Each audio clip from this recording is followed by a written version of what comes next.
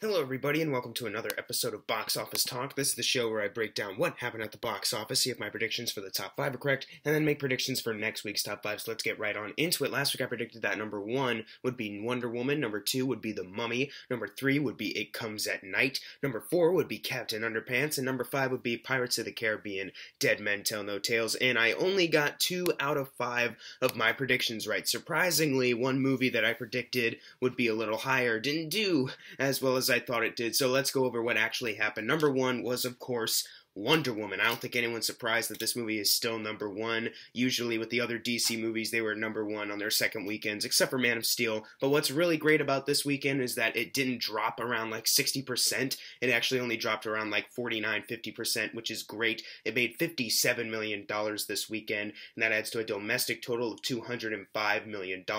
And on the worldwide chart, it is sitting at $435 million. So it's already doubled its budget worldwide, and it's going on to triple it and all that junk. It's going to get past 500 really soon. I'm so happy with this. I'm hoping that it'll outgross the other DC films that have failed to live up to any expectation. I'm hoping that that's the case because it dropped like only around 50%, so it's making more money, and I'm thinking it's going to make more next week. I don't think it's going to have that much big of a drop next weekend either, so I'm really excited to see how much more money this movie makes because it really does deserve it.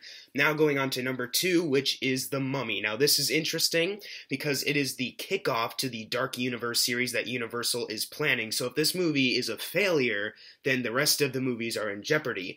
Now, domestically, it only made around $32 million, which isn't awful, but when you look at the budget of $125 million, it's not really reassuring for the rest of the series. However, you look at the worldwide chart and you see that it has already grossed $174 million worldwide, so it's actually off to a pretty good start. I'm pretty sure that Universal is in no doubt as far as making the rest of those monster films. I think they're in good enough shape worldwide, financially wise. As far as this particular movie making money, I'm actually kind of happy because I do want to see where else the series goes. Even though I gave The Mummy a C+, it's not an awful movie. I don't think it should get as low of a rating as it has on Rotten Tomatoes, but I can definitely understand why people didn't really like it because I'm kind of on that side, gave it more of a C+.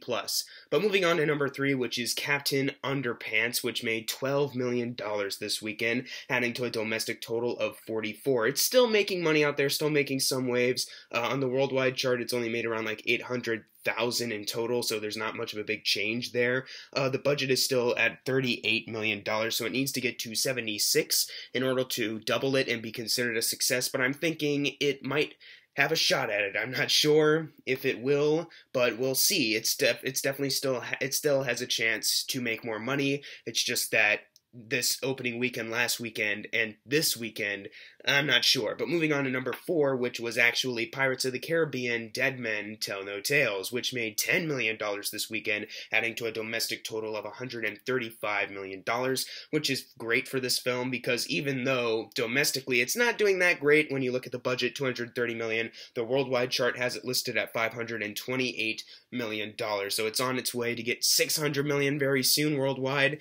I'm still, I don't know, a little iffy as far as how the 6th movie is going to go. If they do make a 6th movie, I think they're going to try to lower the budget by a lot. So, because even though this movie technically has doubled its budget and is a success, it's made $500 million worldwide, it's definitely one of the lower grossing ones, especially compared to the sequel. So, we're going to have to see if they make any changes with the 6th one, budget-wise or not. Moving on to number 5, which is Guardians of the Galaxy Volume 2, which made $6.2 million this weekend, adding to a domestic total of $366 million.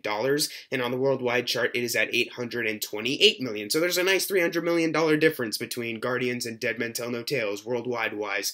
That's pretty cool for both of those Disney properties. But I'm still very happy that this movie is making a lot of money, and it was actually able to beat out what I predicted to be number 3, which is It Comes at night, not even opening up in the top 5, which actually isn't that bad because the budget is only around $5 million and it's made $6 million, so it's already on a good track. It's going to definitely double that budget, be considered a success, and yada yada yada. And I actually saw it like a couple hours ago. My review will be out soon, so I won't give anything away just yet. So moving on to number 7, Baywatch, making $4 million this weekend, domestically sitting at $51 million, but worldwide, $86 million.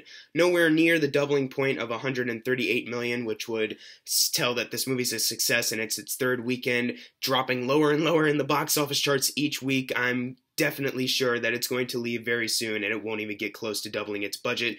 You can still consider Baywatch a flop, in my book, unless you consider getting the $69 million budget back a good thing. And I also just noticed that Baywatch has a budget of $69 million, which is hysterical. Number 8 was Meghan Levy, you know, that military dog movie with Kate Mara that you probably didn't go see, but at least $3 million worth of people went out to see it. Unfortunately, the budget was not listed anywhere, so I couldn't get it for you guys.